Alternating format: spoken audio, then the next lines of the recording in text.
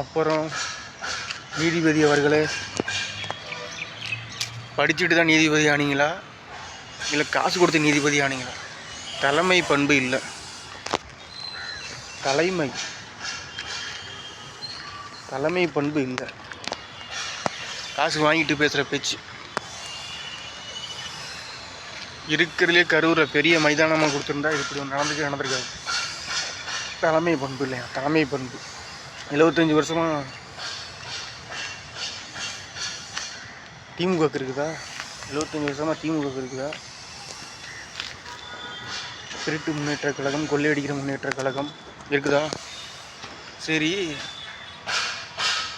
அந்த திருடி கொள்ளையடிச்சு அந்த பணத்தில் ஒரு 80% தமிழ்நாட்டு மக்களுக்கு ஒப்படைத்தர வேண்டியதானே. ஒன்று அந்த வழிக்கு வரணும், இல்லை இந்த வழிக்கு வரணும். 20% நீங்கள் வச்சுக்கோங்க, 80% தமிழ்நாட்டு மக்கள் கொடுத்துருங்க, உங்கள் வழியிலே வருவோம்.